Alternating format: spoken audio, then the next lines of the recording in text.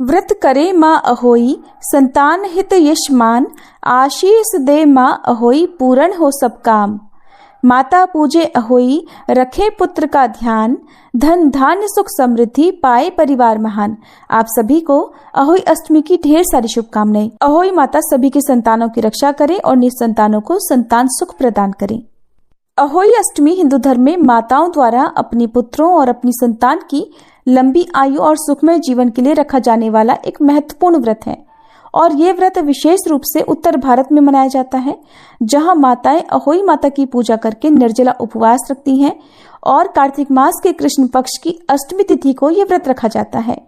दिन भर उपवास रखने के बाद शाम को तारों की छांव में अहोई माता की पूजा करके तारों को अर्घ्य देकर व्रत की कथा पढ़ी और सुनी जाती है और उसके बाद व्रत खोला जाता है।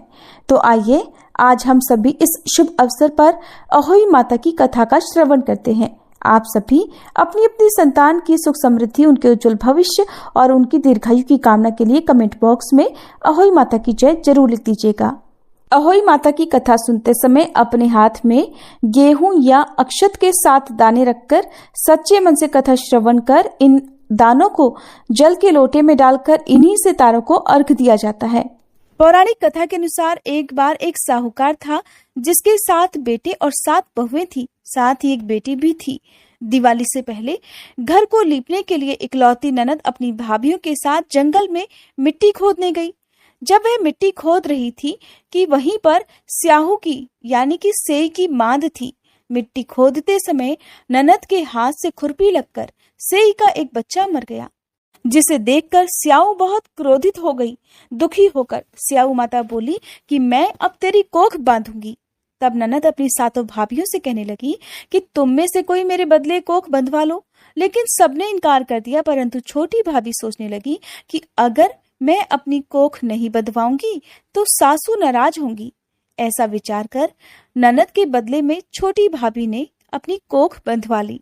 इसके बाद जब भी उसका लड़का होता तो 7 दिन बाद वह मर जाता। एक दिन उसने पंडित जी को बुलवाकर पूछा कि पंडित जी, मेरी संतान 7वें दिन ही क्यों मर जाती है? तब पंडित जी ने कहा कि तुम सुरही गाय की पूजा करो, सुरही गाय की सेवा करो, क्योंकि सुरही गाय स्याऊ माता की सहेली है। जब वह तेरी कोख खोल देगी तभी तेरा बच्चा जिएगा। इसके बाद से छोटी बहू सुबह जल्दी उठकर चुपचाप सुरही गाय के नीचे साफ सफाई करके आ जाया करती। गौ माता एक दिन बोली कि आजकल कौन मेरी सेवा कर रहा है, सो आज देखूंगी। एक दिन गौ माता खूब जल्दी उठ गई। क्या देखती है कि एक औरत आकर उसके नीचे गोबर आदि साफ करके चली जाती है। गौ माता उससे बोली, मैं तेरी सेवा से प्रसन्न हूँ, जो चाहे वो वर मांग ले। तब साहूकार की बहू बोली कि स्याऊ माता आपकी सहेली है और उसने मेरी कोख बांध रखी है, सो हे गौ माता मेरी कोख खुलवा दो। गौ माता कहने लगी, बहुत अच्छा। अब तो गौ माता समुद्र पार कर अपनी सहेली के पास उसको लेकर चल पड़ी।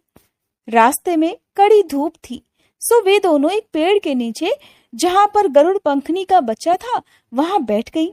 तभी थोड़ी देर में एक सांप आया जो कि गरुड़ पंखनी के बच्चे को डसने जा रहा था। साहूकार की बहू ने ये देखा तो सांप को मारकर ढाल के नीचे दबा दिया और बच्चों को बचा लिया।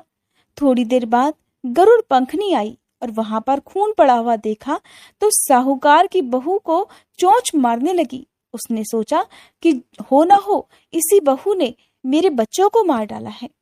तब साहूकारनी बोली कि मैंने तेरे बच्चों को नहीं मारा, बल्कि सांप तेरे बच्चों को डसने आया था। मैंने तो उस सांप से तेरे बच्चों को बचाया है। ये सुनकर गरुड़ पंखनी खुश होकर बोली कि मांग, तू क्या मांगती है? साहूकार की बहू बोली, हे गरुड़ पंखनी, मुझे 7 समुंदर पार स्याऊ माता के पास पहुंचा दो। गरुड़ पंखनी ने दोनों को अपनी पीठ पर बिठाकर स्याऊ माता के पास पहुंचा दिया। स्याऊ माता उन्हें देखकर बोली कि बहन, बहुत दिनों के बाद आई। फिर कहने लगी, बहन मेरे सिर में जूं पड़ गई, जरा मेरे सिर से जुएं तो बीन दो। तब सुरही गाय के कहने पर साहूकार की बहू ने सलाई से उनकी सारी जुएं निकाल दी। इस पर स्याऊ माता प्रसन्न होकर बोली कि तूने मेरे सिर में बहुत सलाई डाली है, इसलिए 7 बेटे और बहुएं तुझे मिलेंगी। वह बोली, हे स्याऊ माता, मेरे तो एक भी बेटा नहीं है, 7 बेटे कहाँ से होंगे? स्याऊ माता बोली, वचन दे दिया सो दे दिया, वचन से फिरूं तो धोबी कुंड पर कंकरी हो जाऊं। जब साहूकार की बहू बोली, मेरी कोख तो तुम्हारे पास बंद पड़ी है। ये सुनकर स्याऊ माता बोली, तूने तो मुझे ठग लिया। मैं तेरी कोख खोलती जो नहीं, परंतु अब तो खोलनी पड़ेगी। जा, तेरे घर तुझे 7 बेटे और 7 बहुएं मिलेंगी। तू जाकर उज्जमन करियो, 7 अहोई बनाकर 7 कढ़ाई करियो। साहूकार की बहू खुश होकर घर लौट आई। घर लौटकर आई तो देखा 7 बहुएं और 7 बेटे बैठे हुए हैं। वह बहुत खुश हो गई। तब उसने 7 अहोई बनाई, 7 उज्जमन किए और 7 कढ़ाई की। रात के समय जेठानियां आपस में कहने लगी कि जल्दी जल्दी नहाकर पूजा कर लो, कहीं छोटी बच्चों को याद करके रोने ना लग जाए।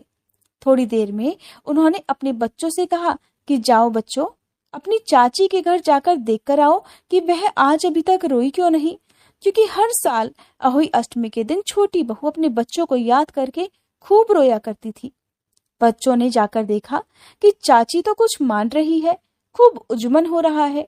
ये सुनते ही जेठानियां दौड़ी दौड़ी उसके घर आई और जाकर कहने लगी, छोटी बहू, तेरी कोख तो बंधी हुई थी, तूने कैसे कोख खुलवा ली?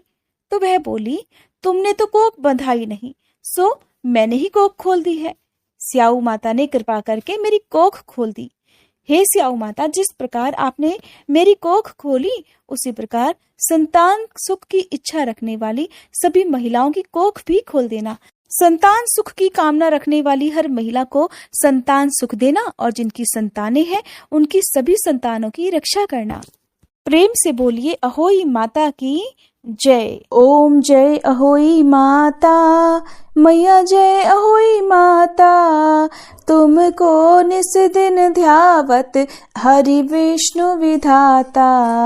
ओम जय अहोई माता, ब्रह्माणी रुद्राणी कमला तू ही है जग माता। सूर्य चंद्रमा ध्यावत नारद ऋषि गाता। ओम जय अहोई माता, माता रूप निरंजन सुख संपत्ति दाता। जो कोई तुमको ध्यावत नित्य मंगल पाता। ओम जय अहोई माता, तू ही पाताल बसंती, तू ही है शुभ दाता। कर्म प्रभाव प्रकाशक जग निधि से त्राता। ओम जय अहोई माता, जिस घर तुम्हरो वासा, ताहि घर गुण आता। कर न सके सोई कर ले, मन नहीं घबराता। ओम जय अहोई माता, तुम बिन सुख न होवे, ना कोई पुत्र पाता।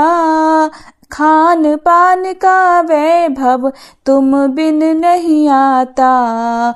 ओम जय अहोई माता, शुभ गुण सुंदर युक्ता, क्षीर निधि की जाता। रत्न चतुर्दश तुम बिन कोई नहीं पाता। ओम जय अहोई माता, श्री अहोई माँ की आरती जो कोई जन गाता। उर उमंग अति उपजे, पाप उतर जाता। ओम जय अहोई माता, मैया जय अहोई माता। ये थी आज की वीडियो। उम्मीद है आपको पसंद आई होगी।